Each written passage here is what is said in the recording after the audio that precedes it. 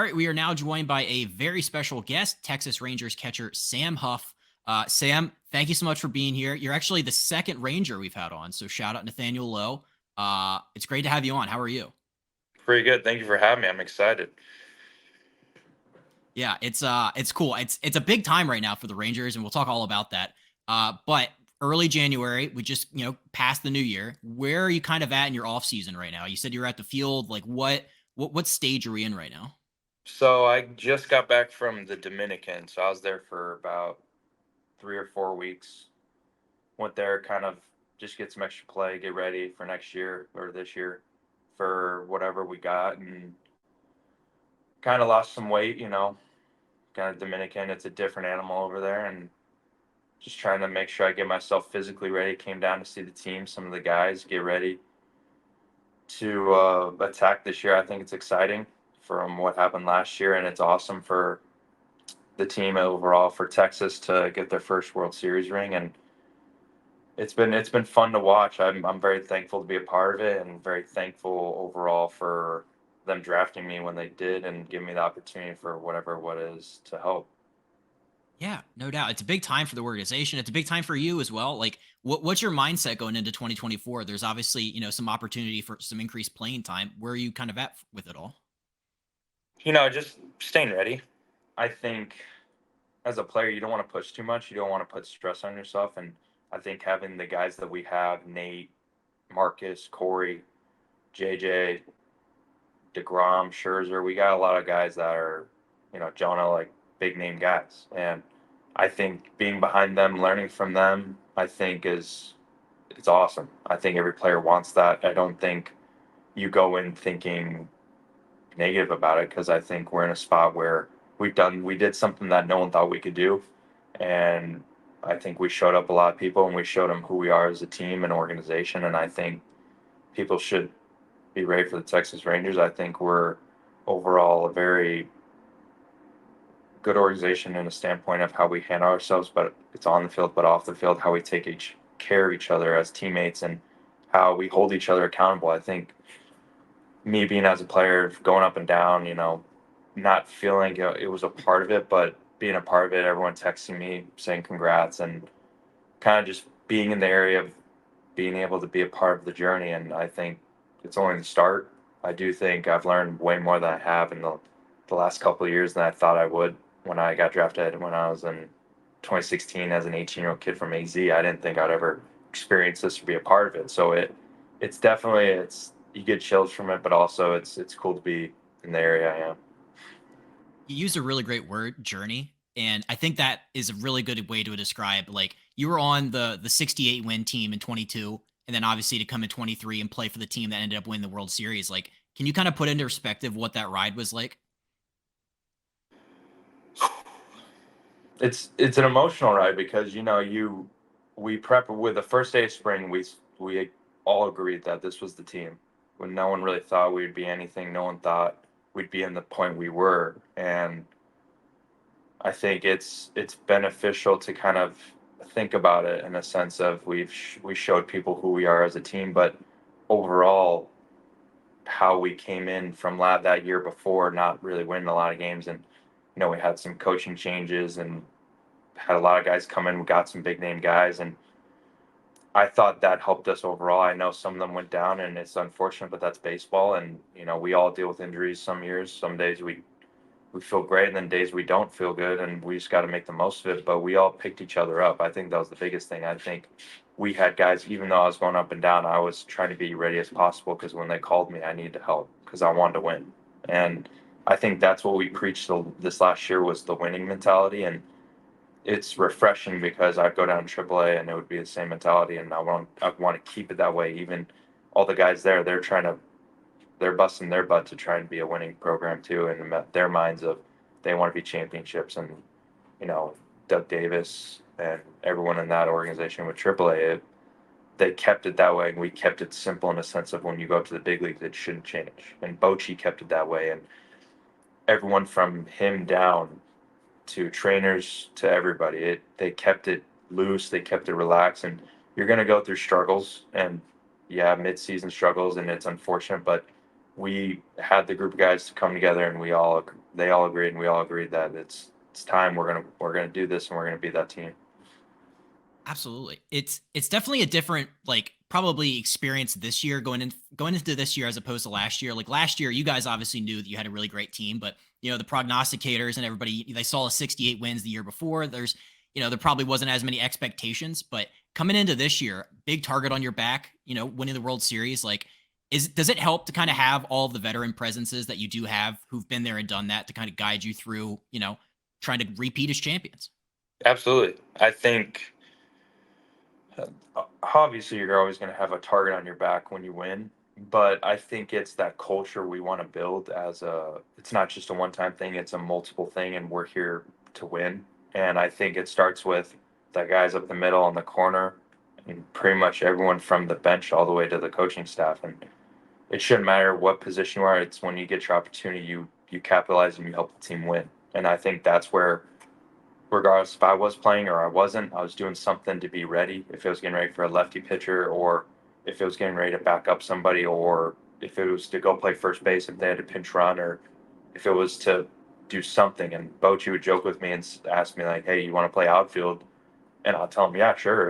If it helps us win, I'm going to play," because that's the mentality we wanted to have. And I don't think he would have done that, but it's just the mentality of that's what I was trying to preparate for, and that's what all of us from what we did as a group. It was to hold each other accountable, and it helps to have Scherzer, it helps to have Degrom, it helps to have Nate, helps to have Corey and Marcus, Jonah, our coaching staff with the kind of the credentials they have as a group. It was really easy to kind of like understand what we need to do as a group and play baseball at a high level, but also be relaxed. I like that. Yeah, definitely. You guys have a lot of guys with a lot of dirt in their spikes, which obviously like it helps for as a younger guy, I'm sure. You mentioned Bruce Bochy. I'm fascinated. What is it like playing for a guy that's obviously had such a legendary managerial career? He comes in very first year World Series. Like what was that like playing for Boch? Relaxed. It's weird because I followed Boch when I was a kid. I followed the Giants because of Posey, Lincecum, all the like Crawford, all those guys, and seeing Bochy in person, talking to him, it was a very relaxed conversation when I first met him, and kind of playing under him. He makes you kind of, it's not a stressful environment. It's very relaxed, laid back, and he knows that we're good enough to do this. And there's going to be days where it's good and bad, but I think that trust he had, and like you knew what guys were going to be ready and go out there, and what guys were going to come in and help the team later. That was always the preparation, the mentality, and we never really changed our mentalities. It was consistent. So that's what we saw out of him, and he made us relax and we're calm to go do our job.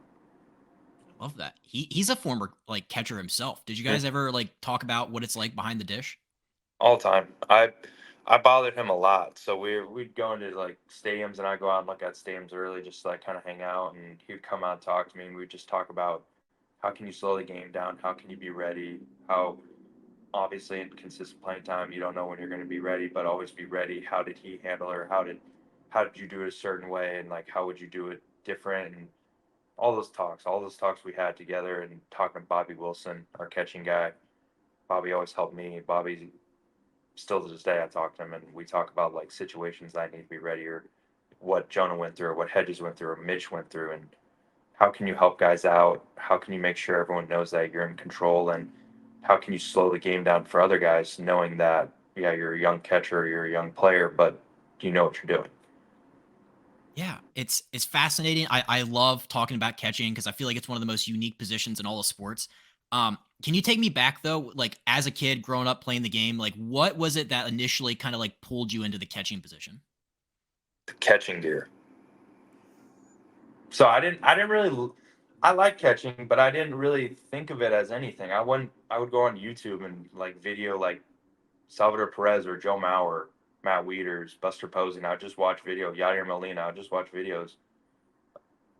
Like I wasn't like, oh, I'm a catcher. It just, I became a catcher. It wasn't fate, but it was something that I truly belonged in a player, and I understood it. I got it. I didn't care if I wore a ball off my wrist. I would still be ready. I would never try and avoid something, I'd always just go after it. And I liked the gear, but I was a third baseman and shortstop when I was growing up.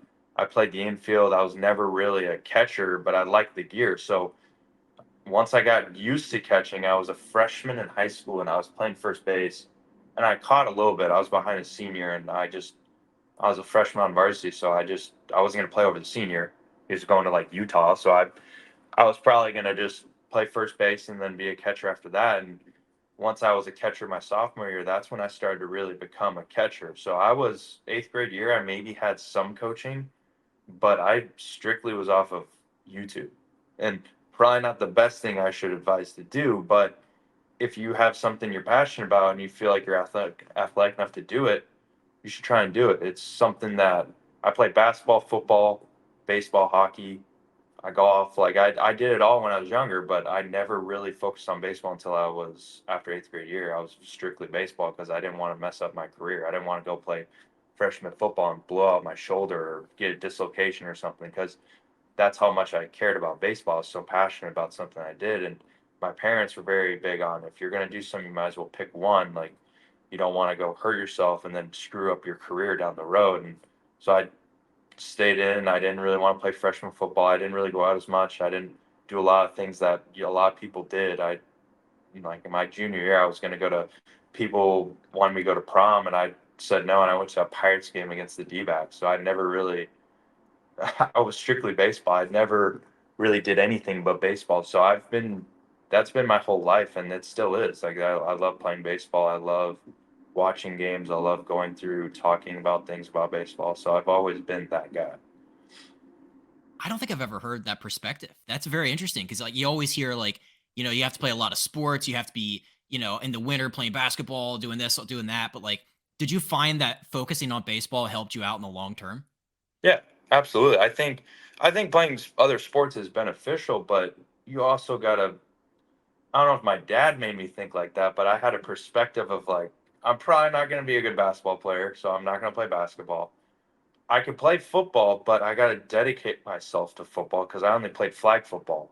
My mom was a doctor or a nurse at the time. My dad's has a PhD in audiology, so he knows about injuries and stuff. So I was kind of in a bad place to go play a physical sport. So I like baseball. My dad says he didn't force it on me, but I truly accepted baseball as it was and I loved it. He built a cage in my backyard. He built like mounds so I could pitch. And my favorite pitcher was Tim Lincecum. So my dad built a wall and I'd throw against the wall. I wouldn't have a catcher catch. He would just paint a strike zone and I'd go in the back and just throw off the wall because I didn't really want anyone thrown to. So I was pretty wild too. So I didn't know where it was going. So the wall was my best friend. You mentioned somebody when you were going back to learning like the game of or like the art of catching. You mentioned Matt Wieters, and I'm an Orioles fan. I love Matt Wieters. He's a taller guy, and are you 6'4" or 6'5"? I'm 6'4", but probably in cleats I'm going to be 6'5". Right. I would always just round up anyway. So yeah, you're Yeah. 6'5". Yeah. I don't like rounding up anymore. I just tell people I'm 6'4" because it sounds different when you hear 6'5" catchers. It's not usual. But Ooh. Okay. of course, we have two of the bigger catchers in the league right now with Jonah being 6'4", 6'5", and I'm 6'4", 6'5". So you got the two bigger size catchers. Yeah, that's what I was like. I wanted to ask about that because, like, Matt Wieters was coming up, the thing with him was always like pitch framing. It's like he's a gigantic dude behind the dish, crouching down. It's like harder for him to like frame the bottom of the zone or get like lower to the ground. Like, have you noticed anything like that when it comes to pitch framing or any other parts of catching? Being a 6'4", 6'5" guy.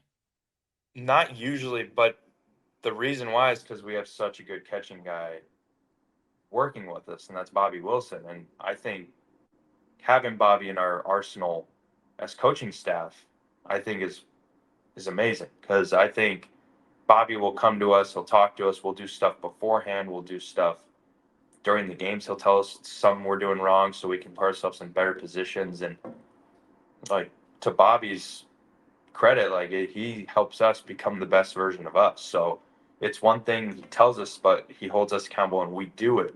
That's where it's beneficial for us and as an organization for helping us win because that's what me and Jonah want. That's what Mitch and Hedgie wanted. That's all we want is to win. So if it was me or him catching, we're going to be the best we can be, and he's going to help us get the low pitches or get those down and away or up and in or wherever it is. Or if a pitcher misses arm side or glove side, you're set up arm side, and you still have the way to frame it and get a strike, even though you're in the wrong place at the time. He helps us stay there and do our job and at a high level, which I'm very thankful for. I love that. I'm just like fascinated by pitch framing in general. Like, as somebody who's watched like, Weeders and then even just like across baseball, like Yachty, I feel like Yachty or Molina would get every single call off the plate. Like, Mhm. what all goes into pitch framing and like trying to get that extra little like inch and a half off the corner? Like, what preparation do you have to do to kind of be good at that? I think it depends because I watched Jonah and Jonah begin pitches well off the plate, and you couldn't tell. Like I'd watch it Yeah. from the side, and I'd look at Bobby, and I'm like, "That's a two balls off," and you could tell it was two balls off, and Jonah make it look like it's the same pitch down the middle. And I think it's making sure that move is the same move if you're catching it middle versus down and away or up or down and in.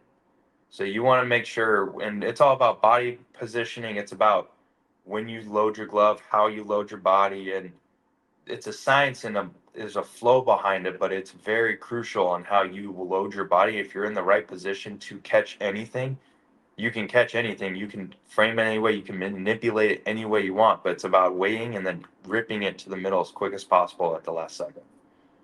I've seen some really bad framing where it's like it's very clear and it's very like not fluid. Is that the key to just kind of make it like a natural movement as opposed to like over here, over here? Yeah, it's it's tough because catching is such an art, and I think it's you got to really work at it for a sense of the timing and the comfortability because you have that anxiety of how far can you let the ball travel to when you can receive it and bring it to center. That's a lot of anxiety on a player, and then also with runners on second and third, game 7 of the World Series, that's going to be a lot of anxiety. So you got to really slow yourself down to the preparation you put in before the game or the stuff you're doing in between innings. How do you keep yourself locked in on what you need to do to help you at the highest point at the game and the most crucial, intense moment? It's just the preparation. It's understanding what you need to do as a player and a catcher to help the pitcher.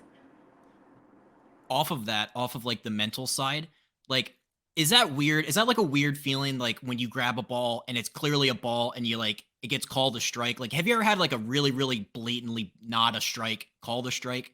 Oh yeah, And like you have to like, yeah. it's Like, it's you get that you don't want to smirk, and you know players are going to probably talk about or ask like how far off is that or is that on the corner, and you know it's a good ball or two, but you want to be respectful. If the umpire talks to you, you talk to them about it and you kind of conversate. But at the end of the day, that pitch he might not call the first inning, and Hedgie would talk about it, that same pitch he wouldn't call the first inning, and you're framing it and you keep framing it, and then the ninth inning he calls it that time and you get it finally. That's the best feeling in the world because you've manipulated him into thinking that whole pitch that he called the ball the first inning, and now he calls it at the most crucial time at the last part of the game, and you get it. That's all we're trying to do. we interrupt this episode to bring you a word from two apparel sponsors of this podcast. The first is Zero Negative. They are a brand out to inspire and empower individuals to find a positive message in everything they do every time. They promote positivity and mindfulness in all of their products. Check them out at zeronegative.com. And last but not least, Few Will Hunt. It's one of my favorite brands out there. It's a great American company out of Philadelphia, out to restore the dignity of hard work. It is by far my favorite shirt to work out in. Check them out online at fewwillhunt.com. Now back to the episode. How much do hitters turn around and talk to you and the umpire? Not so much me unless I know, and I know a lot of guys. They might talk to me a little bit, but they, I I would say like 50-50. It depends on who they are as a player. Now, if it's like a very smart veteran player like Michael Brantley, he might look at him and say, "Where is it?" But he won't ever disrespect them. And they usually, it's just conversations. You ask them, they talk about it. They're never going to be disrespectful. Now, if you're disrespectful, I get it. You're probably frustrated. It's crucial time. You might be going through a slump or you're going through a 2 week skid, and that's baseball. And every player goes through it. I go through it. I ask questions even when I'm hitting. And it's just you got to understand the situation. You want to blow up, but you also want to get the right calls because it's human error. Everyone's going to make mistakes. That's the game. Wow. One thing that I've noticed, and obviously it's a big trend in baseball right now, is just like the impact of like the rule changes and just like the impact it's had on like the base running game. Stolen bases are up across the league. As a catcher, like how have you kind of worked to combat this? Because I think stolen bases, I think it's this year was like the highest it's ever been or something. I think, and this is talking with Bobby too and Boch, just about how do we control it, and it's back picking, it's doing slide steps, it's doing your holds, hold pitch, just mixing up times. Because when I was in AAA, when they first implemented it, it was tough because you disengage once, you get one time to pick over. So the runner knows, okay, if he picks over, I can go, I can get a better lead, and I just got to do it to where it's close enough I can get in, but it's far enough to where I'll get even a little bit half second of a jump more. And it's frustrating because we're used to, you play the game. You want to manipulate time. You want to make sure the runner doesn't go, but also it does create a lot of anxiety and a lot of stress during games to make the game interesting, which it's awesome, but it is tough as players because you want to slow the game down. You want to make sure you make the right calls, but it does make you have to work on the fly and understand things a little quicker for you as a player to get yourself in the right position to help your pitcher because you could be thinking about him and do the wrong pitch or wrong location, the guy gets a double, and now you're losing 2-1 or something. Instead of having that time to think and then I'll just call a pitch here and you get that runner still on. It's different, but it's definitely a lot more interesting for the game. I think it's a lot quicker, but also it stinks sometimes because you don't want to be in that situation. Yeah, it's putting pitchers and catchers in a weird spot. Like Yeah, we had Matt Strom on, and he was like, I used to be able to like slow the game down, use like looks and like different ways to like control the running game.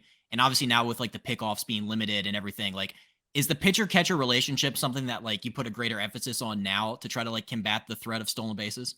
absolutely. I think you got to know your pitchers. You got to know how they work. If a guy doesn't, he holds them, but he needs like a little more of like notify him like, hey, like do a hold pick or just do a hold pitch, just do your slide step, just stuff to like make sure they know, like, because they're in their own head, they want to make sure they're locked in.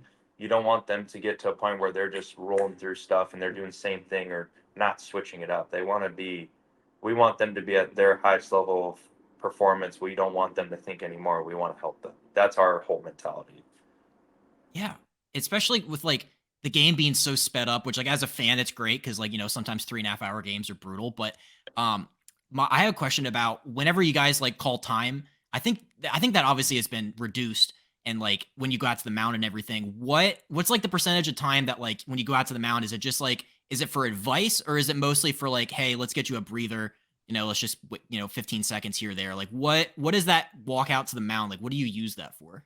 It depends because you have a Scherzer out there that knows what he's doing, and you don't need to really go tell him anything. But you could also go out there and tell him what you want to do, and just tell him as it is. And if he doesn't agree with you, you guys say, okay, what do you want to do? Let's do it. Not go out there. Hey, I just want to give you a breather. There's sometimes you want to like. There's times where you need to do that, but there's also times where you need to tell him like, hey, this is the pitch we need to go. I know you have an idea and you have a plan, but we need to do this in this situation. And he'll agree with you or not. But at the end of the day, it's his. He has the ball. He's gonna do what he needs to do. We're just suggestions, but we want to make sure they don't get into a rut where they do go too quick or they don't have a breather or they're getting into a place where they're not throwing consistent pitches at any point. So there are times where you need to go out there and slow it down for them, and there's times where you just want to slow the game down overall for everyone to make sure everyone's back into where they need to be, and then you go execute the next pitch. Wow. I'm glad you mentioned Scherzer because the Rangers rotation, I feel like it's like a very veteran, very experienced group, like him, DeGrom, like, Montgomery and all these guys. Like, as a catcher, like working with veteran pitchers that are like at the top of their games, like, what's the back and forth like? Is it like a lot of like they kind of know what they want? Are they open to, are they receptive to what you have to say? Like, what's the back and forth like with a veteran group? I think every pitcher is pretty open to talking. I think it's if you have something you need to talk about. But if you're just going to talk about random stuff, don't go over and talk to them because you don't want to bother them. You want to make sure they're in the game mode that they need to stay focused on. And some guys want to be talked to, some guys don't. And I think it's picking and choosing your battles of when you need to go. But if you have something, you see something, you should speak up and talk to them about it because at the end of the day, that's the game is you see something, he might not see it because I'm standing right next to the hitter.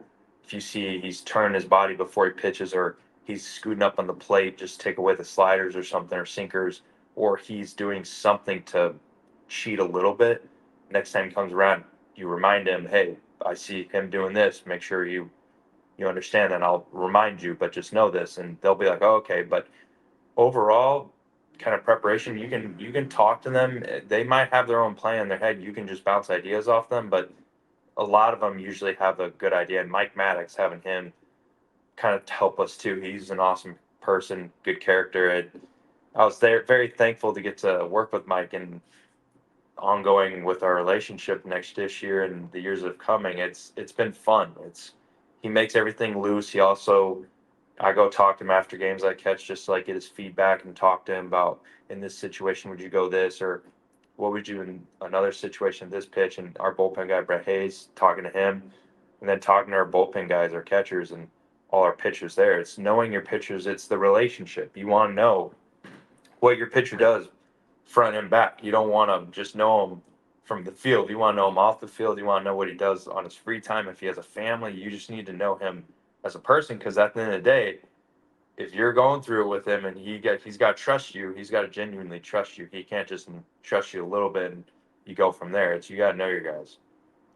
Wow, I've never heard it articulated like that. You mentioned somebody that again, I use this word a lot, but I'm so like interested in learning more about like what it's like working with Max Scherzer. I grew up around DC. I saw him a lot. He's very intense, I think is a good word. What has been your experience working with Mad Max?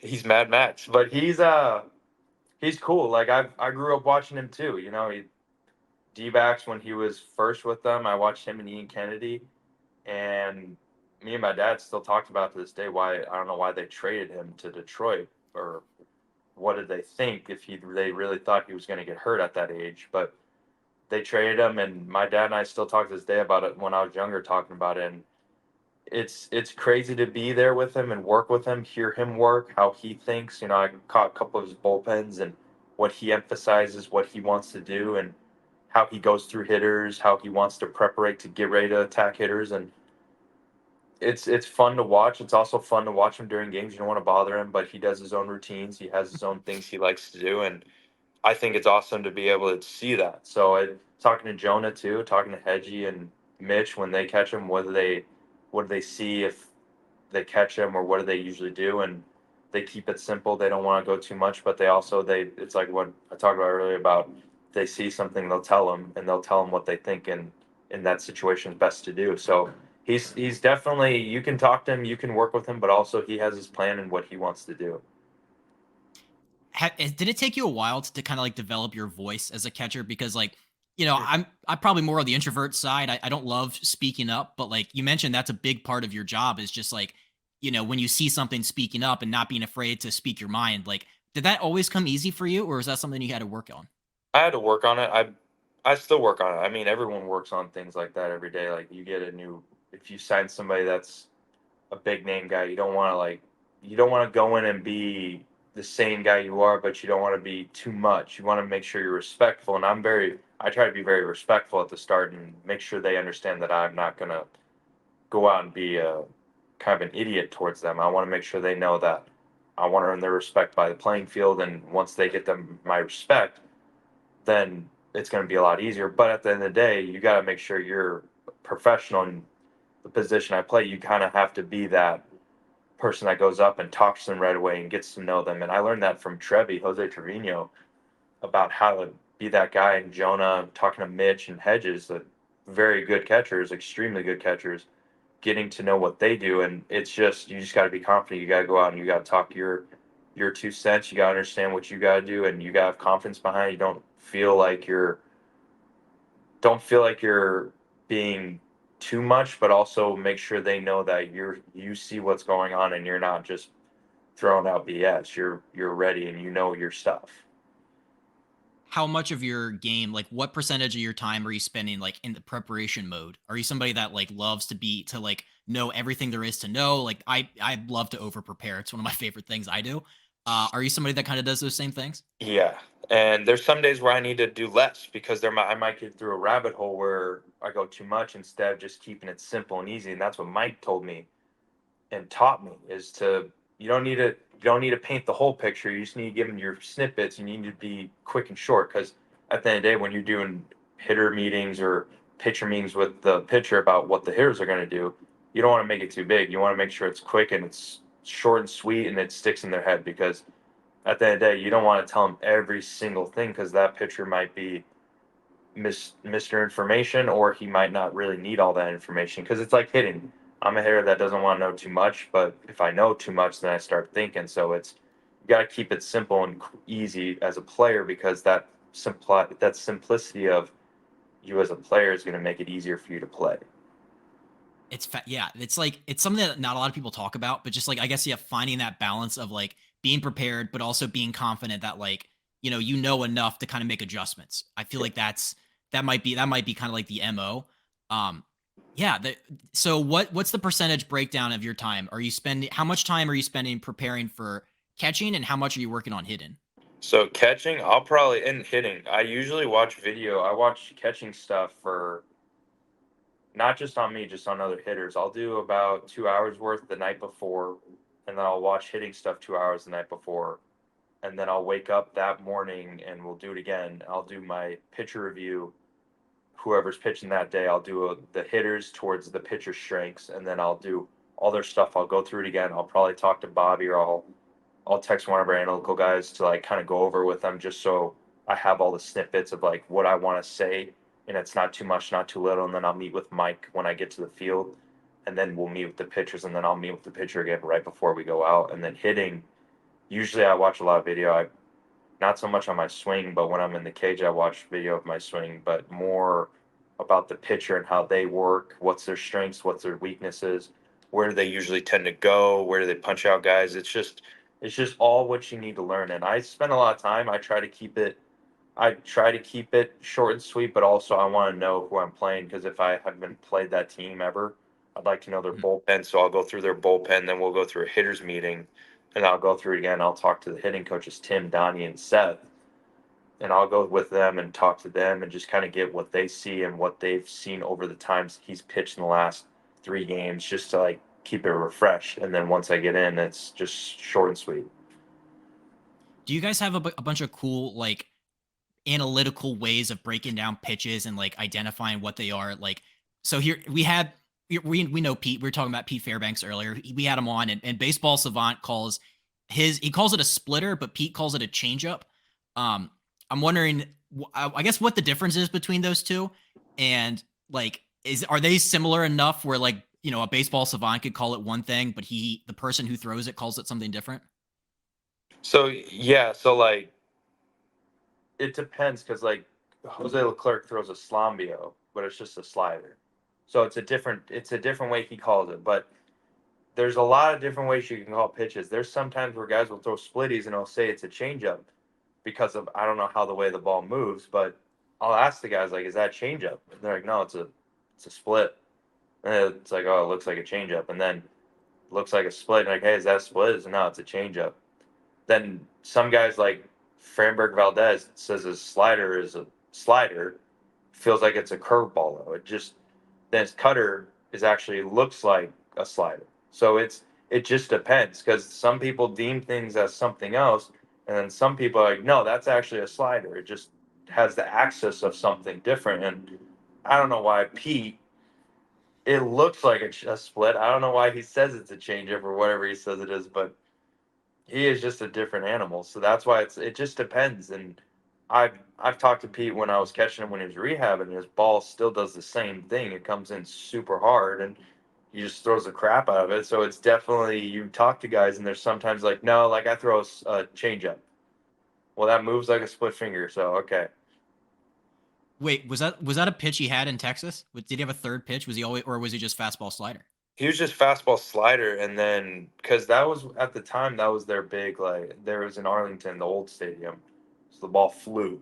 So you didn't want to throw anything that stayed up enough to where they could get it. So I think now with the new stadium, it's definitely a little more easier to. It's not as hitter friendly, but it is, if you get it, you get it. So I think it depends. You know, teams sometimes like Colorado, they like sinker guys because the ball flies in Colorado, but it just depends on the pitcher and then the player overall to go with that style of pitching with the organization. And I think it's definitely tough because you don't want to make people mad. You want to piss people off, but also you got to stick true to what you do.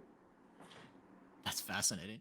Yeah, he gave me shit for that. So that was a very funny, funny moment last Pete year where, Pete does yeah, that. That's just Pete. I throw it. It's a changeup. I was like, okay, Yeah. jeez. Yeah. He's hostile when he talks about it, he gets really hostile really quick. It was very funny. We interrupt this episode to bring you a word from the official sponsor of Not For Long Media and the Breaking Bats podcast, the original Fudge Kitchen. It is a staple of the Jersey Shore with 6 locations in Cape May, Wildwood, North Wildwood, Stone Harbor, and Ocean City. The original Fudge Kitchen makes all of their fudge in store, guaranteeing a delicious product, so stop by and let them know that Not For Long Media and Breaking Bats sent you. Check them out online at fudgekitchens.com as they are shipping fudge and sweet treats all across the country. Now back to the episode. Okay, I just had a couple last questions for you. Um, so playing in Oakland, how much of a pain is the mile of foul territory? And like, are there stadiums where like their backdrops or like, do you have like a favorite where like if a ball goes back, it just pops right back to you? Backstops. Ooh. I do think playing in Oakland as a kid, coming up, seeing it, and then my first game was when Cespedes was still playing there, and it was against Detroit. And Miggy hit a ball out, and I remember seeing, I think it was like Johnny Gomes or somebody popped up or foul ball, and whoever was running after was still running, and that's when I really got the perspective of how far away the foul lines are from the seats of Oakland, and it does hit you a little bit different as a player because you look and it's like, geez, it's still going. The guy's still Yeah. running. He could eat shit when he's going over the mound or something, but it just that was always fascinating to me. And guys still do, but guys make the plays and sometimes they don't. It's just you got to know your whereabouts. And I think the unknown with Oakland, you keep going, and it's like, when is it going to stop?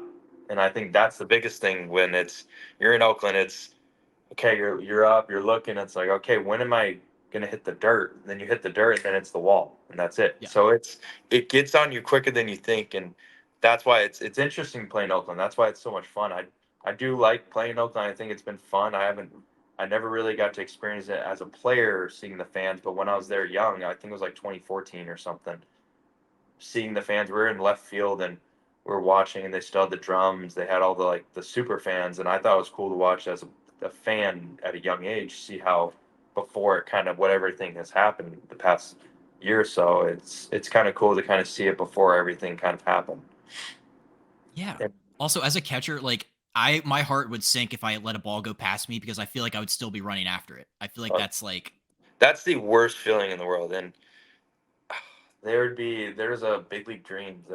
They had like mock fields of like big league game like stadiums when I was a kid, and I just remember I think it was Boston. The backstop was a little bigger, I guess, but it would just feel like you're running a mile because that's the worst feeling in the world when you let a ball go through your 6 hole and you turn around and it's just, oh, I gotta run back there with all the fans. And it sucks because you don't ever want that to happen, but it's baseball. It will happen to you. It'll find you. That's what I always say. It will find you. It will weed you out. So it's funny to kind of see that as a player and still go through it. You know, we're human, but also that gut wrenching feeling of, okay, feels like you let down the world almost. yeah, especially with the gear too. That's probably the most uncomfortable jog of your life. Just like, all right, I have to be frantic and also I'm weighed down. Um, so we had Colin Thoreau. I think you might know him. He's like Yankees bullpen catcher. Oh, I know him really. So we played when I was in 21 when I was hurt, and I knew him for the years before that. I was rehabbing, and he was there still playing at Midland when I was in Frisco. And I was playing first, and there was a foul ball, and I think that was the last. I saw him in New York last time, but that was the last time I actually saw him on the field. Like I think playing. I think he played that day or something. But I bopped him on the head and said, "What's up?" And he kind of laughed, and we talked after that. But I saw him in New York this last away series when we were there. So. He's great. He told a story about when he had Aroldis Chapman in the bullpen. He wouldn't wear a chest protector. And he said Chapman used to like spike balls like 5 feet in front of him. He's like diving and also trying not to get killed. Have you caught Chapman in Texas? So I got to see his flat grounds, and every time I tried to catch him, he never would really get off the mound as much, but I would always watch him. And it's crazy to watch. It's big man, like 6'6", 6'5", just full muscle, just 100 miles an hour coming at you. Just it's intense. Like but it's cool to watch. It's cool to see him do his work. It was fun to have him as a teammate and watch him do his work and how he played. And it was definitely something that I've always tried to want to see in person, and I got to. So it was definitely fun. Yeah, he's been pitching for so long too. Like, could you ever imagine catching him without the chest plate though? I feel No, like I think that that's was a crazy. bold move on him. I don't know, good for him, but I would never have done that. Yeah, it's like he doesn't throw 103 anymore, but he's still throwing like 98. I don't want that. His four seam's 98, and his two seam that's a runner that takes off is 103. So it's just like, oh, hopefully, hopefully that doesn't take off too much. But when he lets it eat, he lets it eat. Still got it. Yeah. Uh, what's the worst foul tip injury you've ever had? And have you ever had a ball fouled off you? But like, do you ever like play it off as if it didn't hurt when it actually really did? Oh yeah. Well, yeah, all the time. I try my best not to show the pain I go through when I get hit, but my goal is to never show anybody when I get hit that it hurt. But the only time I think I felt pain, because it hit me twice in the same spot, was my shoulder, right where the chest protector, the shoulder guard kind of meets, Yeah. where the BS Velcro is. I get a foul ball hit right there, and I'm like, okay, and I kind of throw the ball back to see if my shoulder can move. And then like two pitches later, same spot, get hit there, and I kind of sat there and I like held my arm down. I like got the ball and I like flipped it back and I bounced it. And the umpire looked at me. He was like, "I got you," and he threw it back. And I was like, "I don't know if I can throw it back, so let's hope that I can do it that time." And I think adrenaline kicked in, and I was fine. And then the next day, I had this big bruise on like the middle of my shoulder, leading into my pec. So it was terrible, but never have I. And balls off your knees, like right off your kneecap, right where the shin guard is, you'd think would protect you the most. It doesn't. So I got hit there a couple times, and you can't walk the next day. But you definitely get in the hot tub, get your body moving, blood flow. It goes away, but those are the worst feeling foul tip pitches, and you don't want to show anybody because it's Yeah. think you're a wuss or something. So I just every time I get hit, you ask for the ball, kind of just throw it back, and just hope you just breathe it out. You don't really yell or anything. So you never want to show it, but it's difficult when you do in the moment. It's a very gut wrenching feeling as well. Just like internally, kind of like going, "Ow." Yes, and That's you don't want to show it, but it's definitely in your mind. You're like you want to lay down and just sit there for a second because it stinks. what do you do with your non glove hand? Do you put it behind your back or do you have it out like in front? Because I feel like growing up, like they always were like, the catchers that have their off hand kind of in that area, like that's a foul tip just right off the So finger. that was the thing. They used to teach us to put your hand like to your like right here. So when you transfer, that was like when I first got Oh, drafted. okay. So then now what I do is I'll tuck it in like my thigh, like where my thigh and my right knee are, and just kind of tuck it there with my thumb right here. But with no one on, I'll keep my right knee up and I'll keep it behind like my foot or my back, just for safety purposes. But I've been hit there. I've been hit foul balls. I block with my bare hand, and it just sometimes you can't stop. You just gotta like keep going. And I blocked the ball in the Dominican just with my hand. I picked the ball up, and it was raining too, so I couldn't really do anything about it. But threw the ball back, and the next day I could barely squeeze my hand.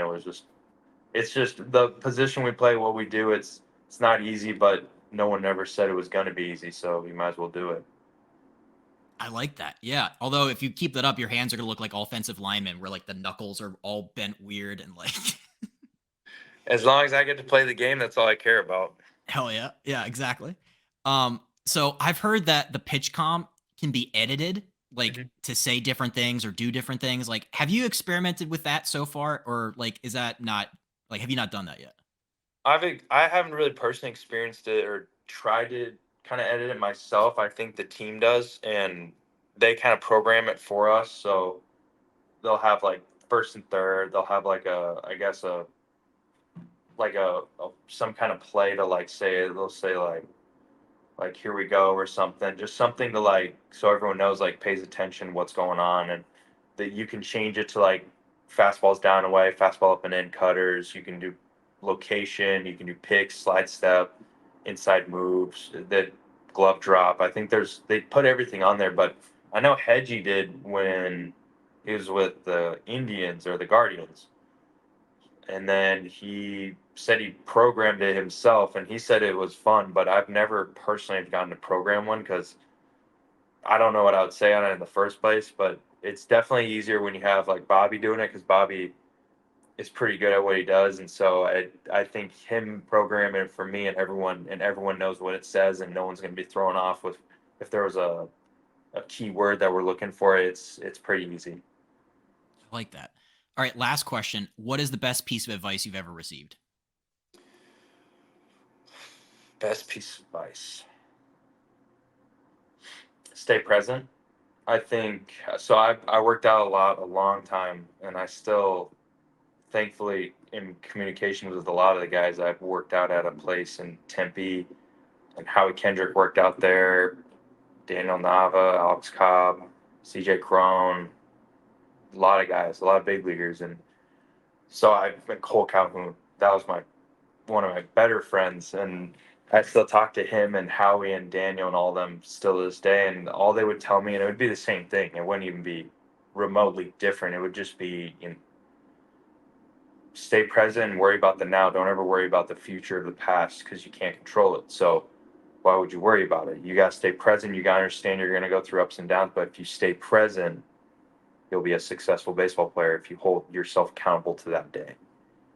I like that. That's really solid advice. Sam, you're the man. This has been awesome. Big fan. Like this, I can't thank you enough.